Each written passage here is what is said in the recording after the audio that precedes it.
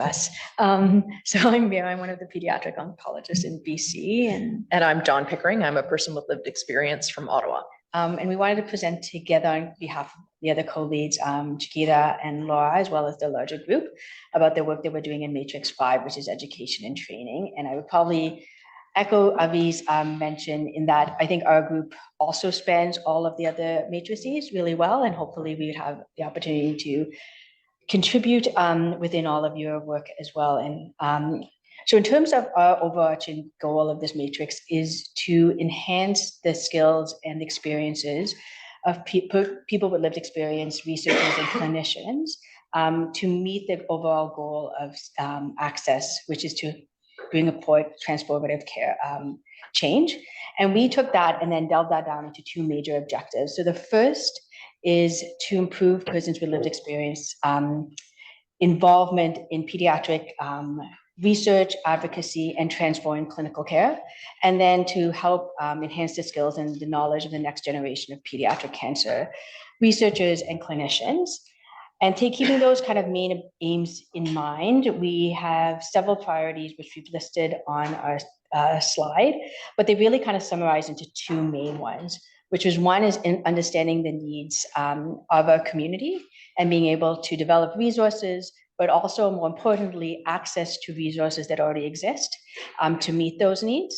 And those be educational training needs in particular. And then the second is we see ourselves as a group that can help to kind of unify all of the other matrices. So working with other matrices, as well as other partner organizations who work within pediatric oncology, in order to ensure kind of interconnection, cohesiveness, and then also to support the work either through studentships or even work within our matrix to ensure that there is that connectiveness between everything that we do.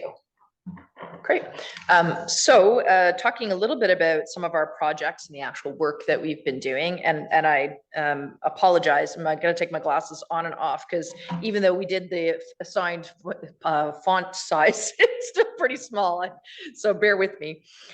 So under prioritized and planned, we have the persons with lived experience advocacy training, and this is not only about trying to train people to be advocates like we're doing right now, but also about training our persons with lived experience so that they can be the best advocate for their child during the entire course of treatment and off treatment. We have online centralized learning hub. This is my personal favorite. I'm pretty excited about this, and I'm even more excited now that we have communications and branding, because I think it's going to be a lot easier for us to start making some headway there. But the idea is that it would be one centralized place. Now that we have an actual website, that's going to help. But a centralized place where, people who, find themselves like we have, suddenly engaged in cancer in Canada will have a place to go. But it's sort of twofold. It's on the persons with lived experience side, but also for clinicians and researchers. And part of that will be a learning hub, which we'll talk about in a minute.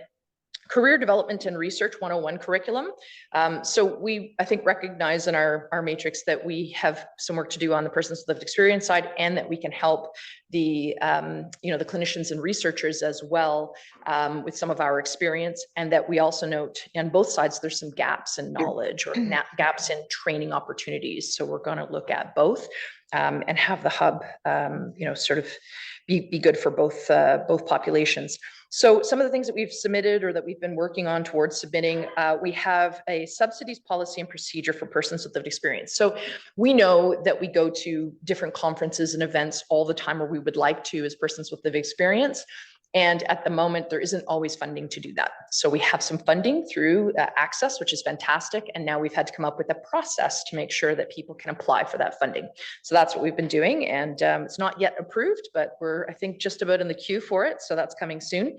The Canadian Pediatric Cancer Education Community of Practice is something that we're proposing.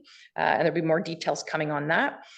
Partnerships with other organizations to co-create and sponsor educational opportunities. And that's where Helen comes in. So again, we're thrilled that she's here because we have some ideas, as I'm sure all of you do, about more partnerships and how we can do better together. Underway and ongoing, we have guidance for the committee that will review subsidy requests. So yeah, you know, if we're going to give money, let's make sure we have some idea of the rules for giving that money. So that's coming along. We have research on learning and management systems. So Mira and I did a meeting recently, and we're looking at, you know, what kind of systems already exist out there that we might piggyback with, for example, to be able to actually give you an online place to take some of that training, or to bring in training from other, you know, organizations and mediums that are already in play, but put them in one place. So that is coming. And we have partnering discussions with ACCESS stakeholders. Of course, we've already mentioned knowledge mobilization, learning management systems, PWLE network, and so on. They're all connected, right? And so we need to make sure that we work together.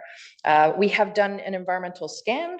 We've sent that out and gotten some feedback. Still always possible for you to give us more feedback. So if there's other things out there, you know, training resources and things that we should know about, please do let us know. And we are just about to, do you want to talk about needs assessment at all? No. Just, okay, we'll keep going. Needs assessment we'll be talking about in our session afterwards. So if you're interested, come talk to us about some of the things we're doing.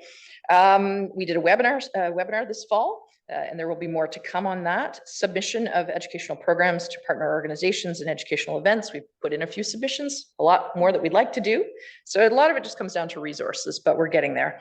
And finally, some of us have been actually attending other events and things, PSYOP and other things this fall, where we have, you know, certainly worn our then CPCC, now ACCESS hats, to make sure that they know that the organization exists and, you know, that we have a presence. So there's some of the main things. Are you doing the impacts? No, we can quickly do them. Okay. Yeah, go for it. So in terms of our impacts, they're very similar to some of the things that people have already mentioned. So our short term is to increase understanding and participation in research and advocacy, both on both sides. So researchers, clinicians, and persons with lived experience. And we recognize that everyone within this community is involved in these roles, regardless of what your job profile is.